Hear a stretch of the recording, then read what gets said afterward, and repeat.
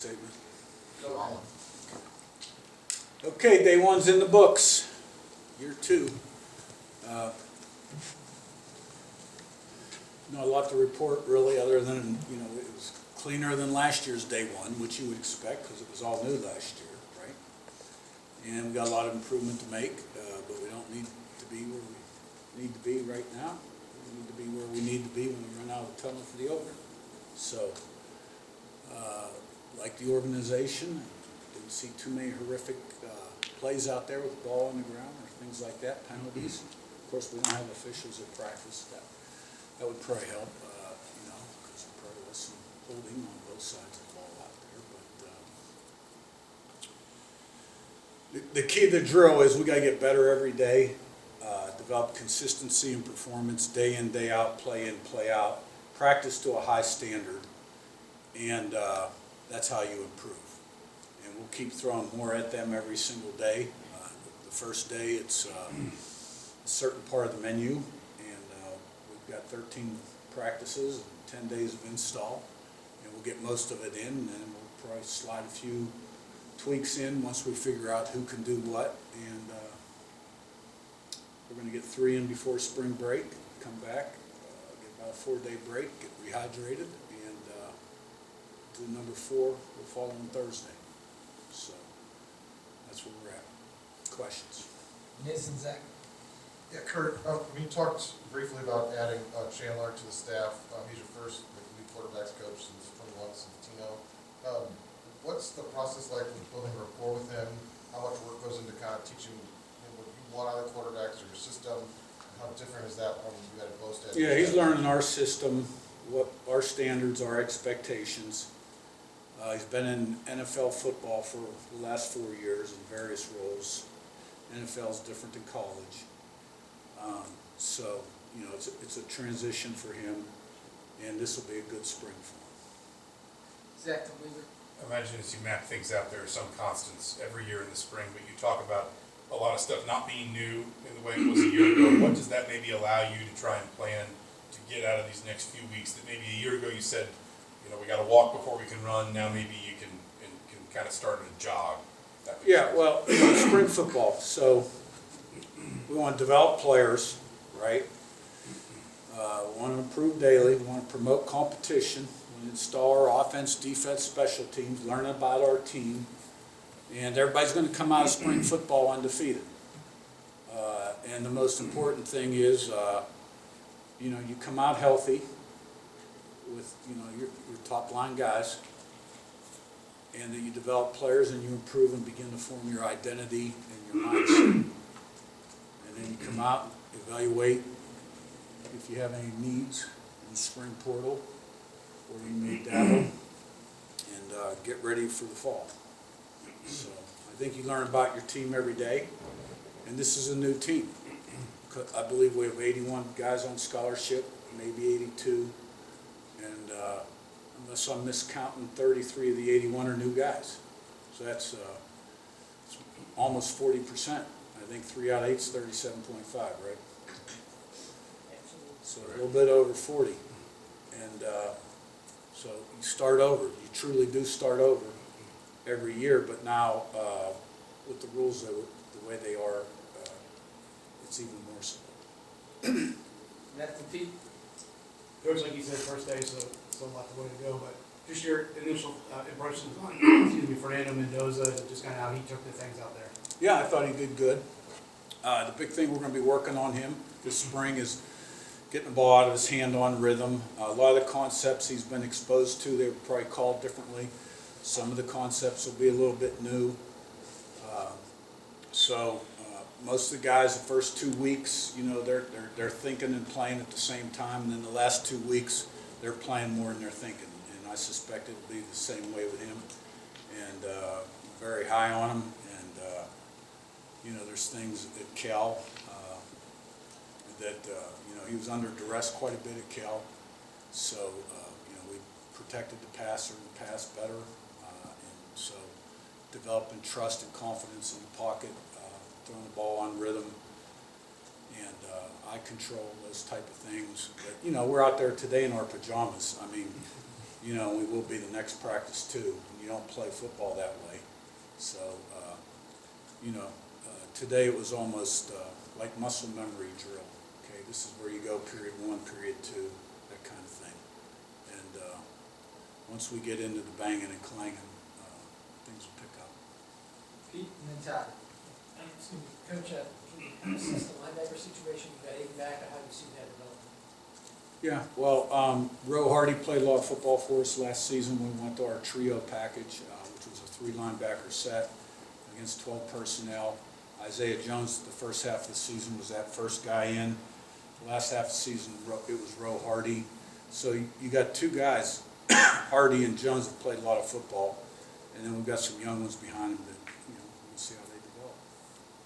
Todd on your left and Rebby.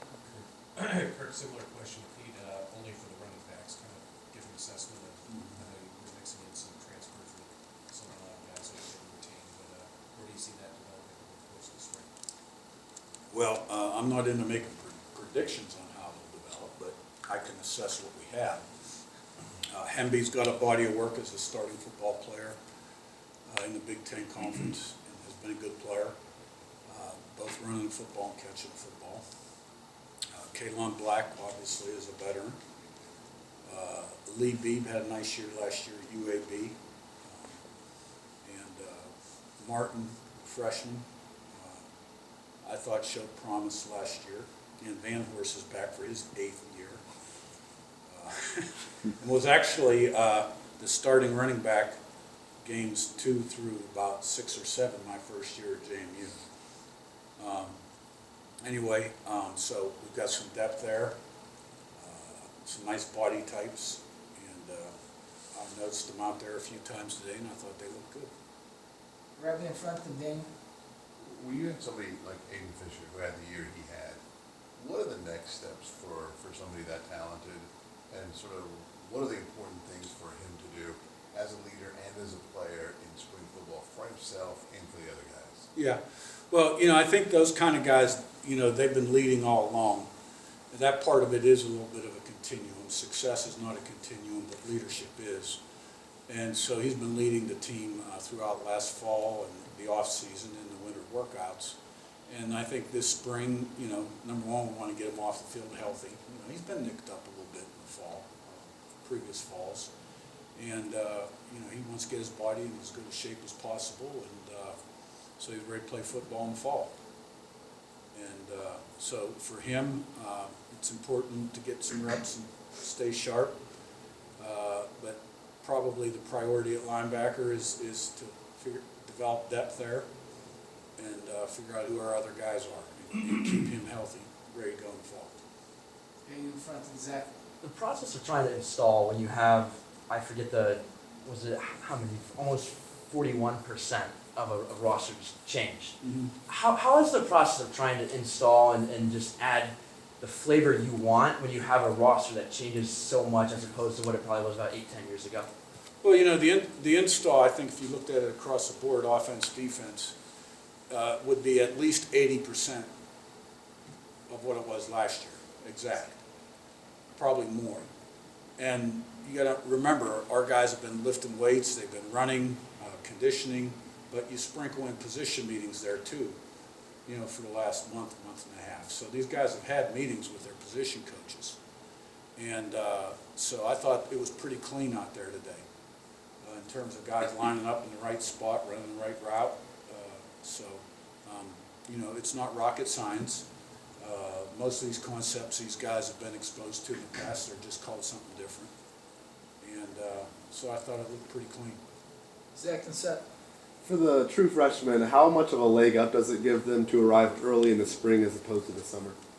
I think the big advantage there is, number one, academically, they get to go through a semester without the pressure of being in season. Being in the strength and conditioning program in the winter is huge for them in terms of their development. And, you know, spring ball, for most of them, will be kind of rough in terms of, like, if you had to give them a daily grade, which we don't need to do. But once they go through the summer conditioning program, weight program again, and then get to fall camp, they're a lot further ahead. And so if a guy shows the ability and the potential to help your football team, he's much further ahead and better off having gone through spring football. Seth, on your right, the mic.